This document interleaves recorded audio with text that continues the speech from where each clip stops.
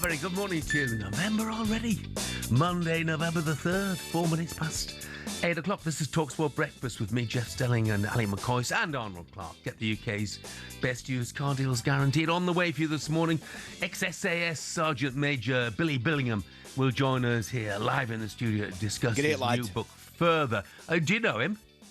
Great lad. Have you ever been tempted to go? Look, we've had Troy Deeney on Celebrity SAS. I can just see you, Coisty. I can just see that is right up your street. By the way, Jeff, I'm going to put it out there. The SAS maybe 30 years ago, I'm more Bake Off nowadays.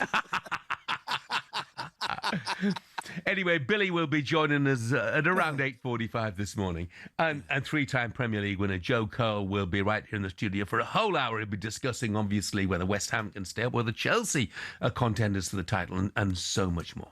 Look, all that to come then and lots more as well. But now Tottenham might be playing in a relatively new stadium. But for Chelsea, it's the same old story. It's 3 Point Lane. Caicedo down the middle, he squares it to Pedro, it's 1-0 to Chelsea! Chelsea go 1-0 up when playing Tottenham. Honestly, it's a joke how we defend that. We just made too many bad decisions to throw the ball in. I know Thomas Frank's come in to help us defend and be, resilient. But I tell you what, we've got to try and find a way of scoring some goals. I don't know what has happened. We never look like scoring a goal. I looked at the league table, they could have went second by beating a big rival in Chelsea. And they never turned up. It was really poor. Spurs got schooled by a team that's just out of school. Jed Spence, Mickey van der Ven walking straight past the manager and down the tunnel, not going over to applaud the fans. So it was a really strange incident because the reaction of Thomas Frank is way different where he's confused. You can clearly see that Thomas Frank's not okay with that. Full time at Chelsea's playground, a.k.a. the Tottenham Hotspur Stadium. Spurs 0, Chelsea 1. It was a 1-0 battering. It was an embarrassing defeat for Tottenham Hotspur at home to a London rival. This is how you play. Yeah, and it should be many more than one as far as Tottenham are concerned. Vicario was criticised by someone, a Tottenham fan earlier on, made 8 saves. Spurs managed just 1 shot on target. Boos rang around the Tottenham Hotspur Stadium at the end. It was a toxic atmosphere. Mickey van der Ven and Jed Spence ignored Thomas Frank's urgings to go and salute the fans, if you like. They went straight down the tunnel at full time. And Alex, the Tottenham fan, has had his say earlier today on the current situation. Well, I heard you mention the word toxic earlier on, and I think that's the new nickname for our club, Toxic Hotspur. It's not great, is it? Because it's a recurring event, this negative football at home, and the fans are getting really sick and tired of it, it seems. A lot of Tottenham fans have been texting, and also a West Ham fan, Paul, the Happy Hammer, says some of these Spurs fans are deluded. They avoided being a championship club last season. Winning the UEFA League and getting a Champions League place doesn't make them Champions League quality. Has he got a point, actually? He's a West Ham fan, Coisty, but has he got a point that, we're forgetting very quickly about the struggles that Tottenham had last season and where they finished? Yeah, we're probably blinking a little bit with the new manager coming in. The fact they won the Europa League, which, was whatever way you look at it, I think still a very, very good achievement. But what we're obviously seeing now is the difference between the Europa League and the Champions League. And there's an incredible jump between the standards in those particular tournaments for me. So Tottenham will never... I would argue Tottenham's league position right now, Jeff, isn't that bad. I know they're understandably getting upset about the level of performance at the weekend, and so they should be, because it wasn't a good one. But Tottenham's sitting, they're 5th right now. Come on. I think that for Tottenham is a place a lot of them would have accepted at this moment in time, Jeff, no? Yeah, incredibly tough run to come. Man United at home, Arsenal away, Fulham at home, Newcastle away. James from Broxbourne says, morning, Jeff and Ali. I can't believe what I'm hearing about Thomas Frank. It's not Frank. It's the bang average players who've been brought in throughout the past 3 or 4 years. Richarlison at 65 million, Tell 35 million, Slanky 65 million, Johnson 45 million, Odegaard 38 million. It goes on and on. Personally, I would clear the squad out and give Frank what he wants. Let's get some reaction on the phones then, shall we? Mark is a Spurs fan. Morning, Mark. Hi, guys. Good morning, Mark. Yeah, we're good. What about you? Mate. What do you make of Thomas Frank then? Yeah, I think your last message you read out stole my thunder, really. Ultimately, a team's only as good as their centre forwards, and Richarlison, Tell, Odegaard and Johnson simply aren't good enough. You read out a stat earlier about Maddison, Kalu and Son being three of our top goal scorers last year, all being absent. Chuck Solanke in there as well. That's another, I don't know how many league goals he got, but I think he got 16 goals in all competition. Nuno weren't good enough, Conte weren't good enough, Mourinho weren't good enough, Ange weren't good enough. Ultimately, it's because our forwards are not good enough. Ali, your point as well about the jump to the Champions League, I don't necessarily buy that, mate. Obviously, when you get to the knockout stages, of course that's true.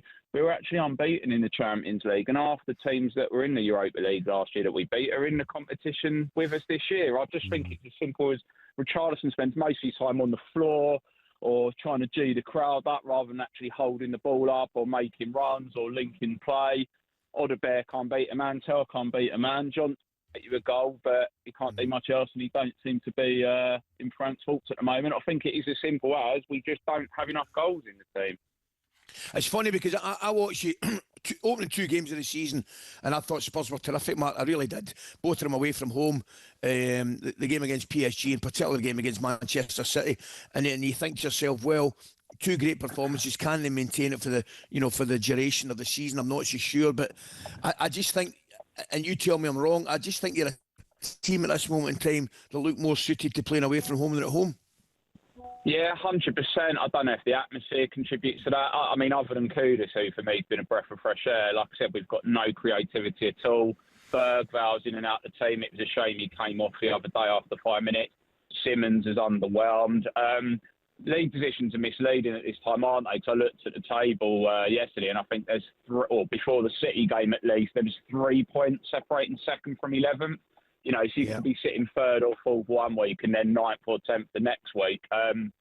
Frank's going to suddenly make us score more goals, if I'm honest with you. And if we do, it'll be at the expense of conceding more, probably, like with Ange. Yeah. Mark, thank you very much indeed for the call, even Thanks, with all Mark. those goals that Mark was talking about there. Just remember, they finished 4th from bottom last season, and they've lost those goals this season. Ash, the Newcastle fan, makes the point. Our Tottenham Hotspur fans deluded. Thomas Frank's just arrived, and to a team that finished 17th last season. It will take him a lot of time to get it right.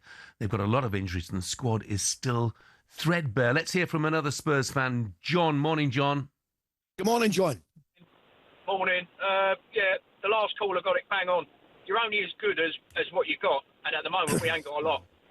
As simple as that, really. If you look at it, this whole, as we are at the moment, this is Levy's legacy, isn't it?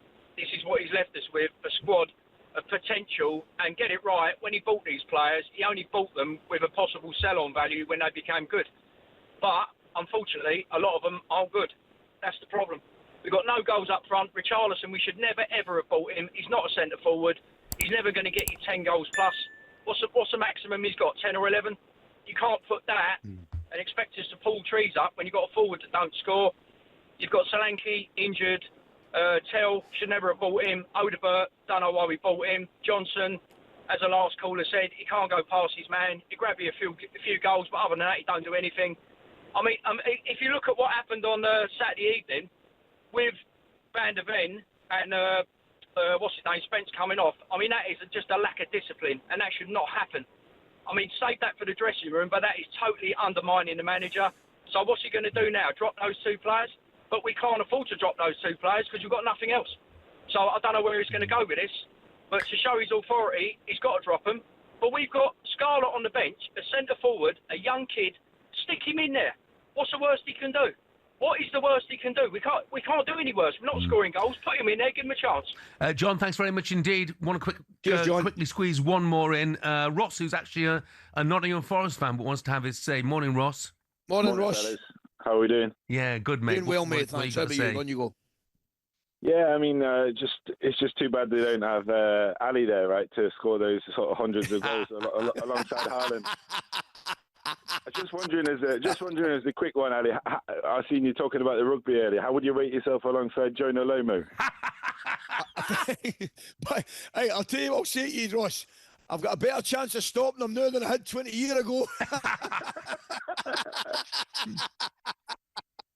But about Tottenham though, look, not the last caller, the one before. Sorry, he reminds me of the kind of guy who sits in the singing section at my team Forest and just sits there the whole time complaining. I mean, come on, seriously.